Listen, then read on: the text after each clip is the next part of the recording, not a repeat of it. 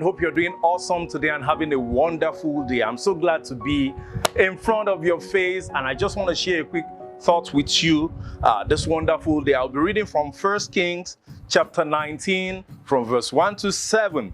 And Ahab told Jezebel all that Elijah had done, also how he had executed all the prophets with the sword.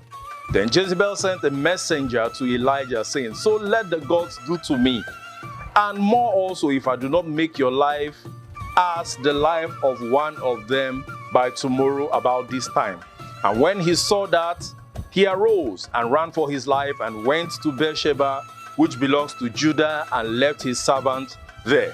But he himself went a day's journey into the wilderness and came and sat down under a broom tree, and he prayed that he might die, and said, "It is enough. Now, Lord, take my life, for I am no better than the fathers." Then as he lay and slept under a broom tree, suddenly an angel touched him and said to him, "Arise and eat." Then he looked, and there by his head was a cake baked on coals and a jar of water. So he ate and drank and laid down again. And the angel of the Lord came back the second time and touched him and said, "Arise and eat, because the journey is too great for you." This scripture I read a few days back, and light came, imole, and I want to share that light with you. And from this scripture, one of the things I want to say is Elijah was scared. Very true. He was scared that what he had done, more would have been done to him. And he got fed up, ran away or ran off, and went under a tree and said, "It is enough." That showed that he was tired and fed up. Tired, fed up, and scared. And he told God, "Okay, now it's time. Take my life. I want to live." But as he slept, an angel came and said, "Arise and eat." That was the first instance of the angel. Now, he was told to arise and eat food. So he turned his head and he saw there was cake and a jar of water. Basically, the provision was made. It was just for him to eat. So he ate and he slept again. The angel came a second time and said, "Arise and eat, because the journey is too great." Now, I'm going to explain a little concept, or let me say a little idea about that eating.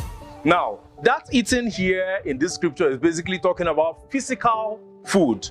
He was to eat because he had a journey ahead of him. He thought it was over.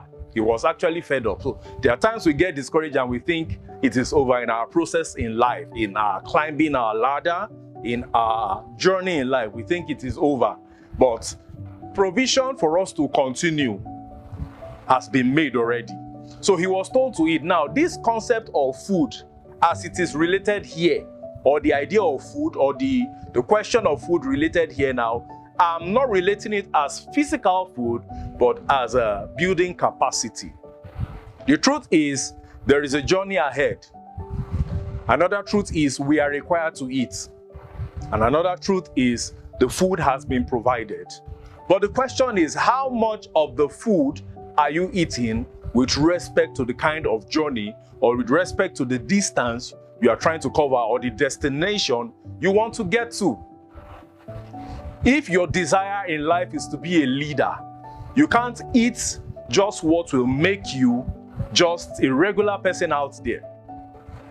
If your desire is to be a great musician with a great mind, transforming society, transforming the nation, helping people become better, you can't just sit and just eat the food of practicing music alone. You can't just sit and just eat the food of performing music alone. You have to build capacity for where you desire to get to. Some of us have been built, not even just some of us, I'll say every one of us have been built to be kings, but we are sitting and eating crumbs. We are eating crumbs instead of us to be eating the entire meal. And the truth is, it is not anyone's fault that you are not eating enough, because the meal has been provided. He turned his head and he saw that there was cake and a jar of water beside him. Now, the question is, how much value are you adding to yourself with respect to the destination you want to get to in life? If you eat to become a slave, you can never become a king. If you eat to just be great on your instrument, you can never be a transformer. So, 3 questions. What are you eating? How far is your journey? And where do you want to get to? My name is Oluwatobi Ajiboye, also known as Bazzik T, Africa's #1 bass guitar mentor and music coach. I just want to see you grow in every positive way possible. Have a wonderful day.